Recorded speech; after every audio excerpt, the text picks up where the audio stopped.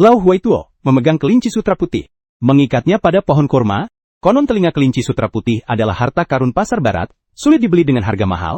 Anaknya Jing An melihat kelinci sutra putih menatapnya dan menggerakkan telinganya. Hatinya merasa iba lalu melepaskan rantainya. Melambai dengan tangan sambil berkata, "Cepat, sembunyikan dirimu. Jangan sampai mereka menangkapmu lagi." Lao Huaituo kembali, dan mendapati kelinci itu sudah menghilang. Dia marah, lalu mulai mengentakkan kakinya ke tanah, dan memarahi Jing An sepanjang malam. Pada malam hari berikutnya, Jing An sedang membungkuk di atas meja membolak-balik buku-buku kuno. Daun jendela terbuka oleh angin. Masuklah seorang gadis mengenakan gaun putih transparan. Jing An gemetar ketakutan, dan buku jatuh dari tangannya ke lantai. Tetapi gadis itu tersenyum lembut. "Jangan takut, adik kecil. Aku datang untuk berterima kasih padamu," katanya sambil mengeluarkan kurma liar merah dari lengan bajunya, dan menyodorkannya ke tangan Jing An.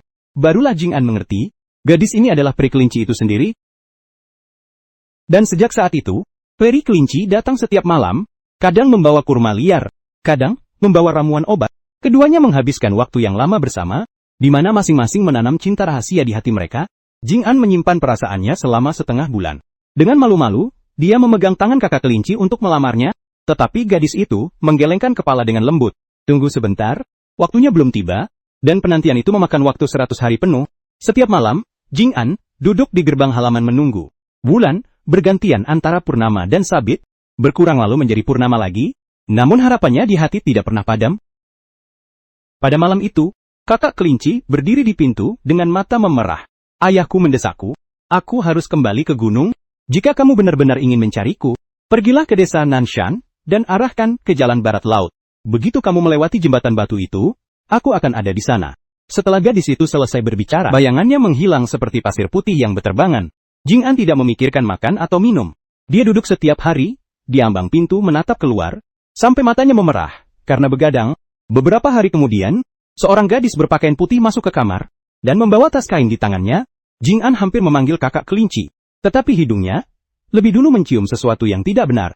Gadis itu memakai kerudung berwarna, dan bau rumput laut yang busuk menyengat darinya. Baunya sangat berbeda dari aroma ramuan kakak kelinci. Jing An merasa tegang di dalam hati. Dia berkata dengan tegas, "Kamu bukan dia. Cepat pergi." Gadis itu tiba-tiba berubah wajah. Dia duduk di lantai dan menangis keras. "Apa yang membuatku lebih rendah darinya?" Begitu selesai bicara, dia memutar tubuhnya, dan muncul wujud aslinya sebagai peri ular air. Kongling melilit tubuhnya, tunas beracun menonjol keluar. Dia menyerang Jing An. Peri ular air itu sangat lemah. Dia segera mengeluarkan awan kabut hitam. Kabut hitam itu berbau busuk. Dalam sekejap, segala sesuatu di rumah mulai melambat. Jing An merasa tubuhnya ambruk. Kakinya terasa sangat berat, kelopak matanya sangat berat, sehingga tidak bisa diangkat. Tak lama kemudian, dia kehilangan kesadaran. Lao Huaituo dan istrinya mendengar tidak ada suara di rumah. Mereka mendorong pintu dan melihat anak mereka tergeletak di lantai tanpa gerak. Dua orang tua itu menangis, hingga hati mereka hancur. Air mata membasahi pakaian mereka. Penduduk desa datang membantu mereka. Mereka sibuk menyiapkan peti mati. Mereka menunda pemakaman selama 3 hari. Saat mereka mempersiapkan pemakaman, seorang gadis berpakaian kain putih menerobos masuk ke makam dengan kalap. Dia membungkuk di atas peti mati sambil menangis terseduh-seduh, hingga suaranya hilang. Setelah semua orang pergi, gadis ini membuka kain, dan mengeluarkan sebuah permata bening darinya. Permata itu berkilau seperti cahaya bulan. Dia meletakkannya di dada Jing An. Dia berbisik beberapa mantra setempat. Tak lama kemudian, Jing An mengeluarkan erangan sedih. Tiba-tiba, dia duduk tegak. "Itu memang peri kelinci," kata peri kelinci sambil menyeka air matanya. "Aku tahu peri ular air ingin menyakitimu. Aku tidak berani menjauh terlalu jauh. Aku bertarung dengannya, dan berhasil merebut kembali permata kehidupan. Tapi ayahku mengejarku. Aku khawatir akan mendatangkan masalah bagimu. Sekarang aku harus pergi." Setelah selesai berbicara, sosoknya menghilang dalam sekejap. Jing An terbangun. Hatinya semakin bergejolak, ingin mencari kakak kelinci. Dia menyiapkan barang-barangnya sepanjang malam. Dia membawa roti kering dan bergegas menuju jalan barat laut. "Jika uang habis, aku akan menjual kuda." Dia menjual kuda, dan juga menjual kain kasar yang dipakainya. Akhirnya mereka berjuang mencari makan. Mereka bepergian lebih dari setengah bulan, namun tidak menemukan desa Nanshan. Malam itu, Jing An bersembunyi di sebuah kuil tua. Dia sedang makan roti kering, ketika mendengar dua gadis berbicara di belakang kuil. Salah satunya mengentakkan kakinya dengan cemas. Anak Li Yuanwei menderita penyakit aneh. Dia berkeringat dingin dari kepala hingga ujung kaki. Wajahnya sudah menjadi ungu. Para dokter menggelengkan kepala. Siapa yang bisa menyembuhkan penyakit ini, akan menikahi putrinya. Suara lain lembut, mirip suara kakak kelinci. Penyakit ini mudah disembuhkan. Gunakan ramuan wormwood berusia 3 tahun untuk merebus air. Usap tubuhnya 3 kali sehari, kemudian beri dia segenggam rumput depan kereta. Dia akan sembuh dalam 3 hari. Jing An merasa terkejut di hatinya. Suara ini pasti milik kakak kelinci. Keesokan paginya, dia berlari dengan semangat ke rumah Li Yuanwei. Dia mengambil pengumuman pengobatan di pintu. Dia berteriak keras, "Aku bisa menyembuhkan penyakit tuan muda." Li Yuanwei meragukannya. Tapi dia tidak punya pilihan lain. Dia mempersilahkan Jing An masuk ke istana. Jing An mengikuti cara yang didengarnya malam itu. Mengumpulkan wormwood berusia 3 tahun untuk merebus air. Mengusap tubuh tuan muda, kemudian memberinya lagi rumput depan kereta. Setelah 3 hari, pemuda itu tidak lagi berkeringat dingin. Dan wajahnya perlahan berubah menjadi merah muda. Li Yuanwei tidak bisa melepaskan putrinya. Dia ingin mempertahankan Jing An sebagai suami putrinya. Dan menawarinya tanah yang bagus serta rumah putih. Tetapi Jing An menggelengkan kepala. "Aku tidak menginginkan apapun. Aku hanya ingin menemukan istriku." Li Yuanwei terharu oleh kejujuran Jing An. Maka dia memberinya kuda cepat. Dan sejumlah uang. "Anak baik, kamu memiliki tekad yang kuat di lubuk hatimu. Sulit ditemukan. Mari kita lanjutkan perjalanan. Mungkin kita bisa menemukannya." Jing An melanjutkan perjalanan dengan kudanya beberapa hari lagi. Di pinggir jalan dia bertemu seorang lelaki tua berjanggut putih. Lelaki itu bertumpu pada tongkat. Dia duduk di pinggir jalan memetik ramuan. Jing An mendekat dan bertanya tentang jalan. Kata lelaki tua sambil mengusap janggutnya, "Kamu sudah melewati desa Nanshan. Itu adalah sungai Wangchuan. Sungai ini bukan sungai biasa. Tanpa perahu, akan sulit menyeberanginya." Jing An berterima kasih kepada lelaki tua itu. Dia melanjutkan perjalanan ke depan, dan memang, dia melihat sungai besar menghalangi jalannya. Air sungai sangat gelap, terlihat sangat dalam, sehingga dasarnya tak terlihat. Dia khawatir bagaimana cara menyeberangi sungai. Sebuah perahu kecil melayang perlahan ke arahnya. Dan yang mendayung perahu adalah lelaki tua berjanggut putih itu. Lelaki tua itu membawa Jing An ke seberang. Dibilang dia adalah ayah peri kelinci.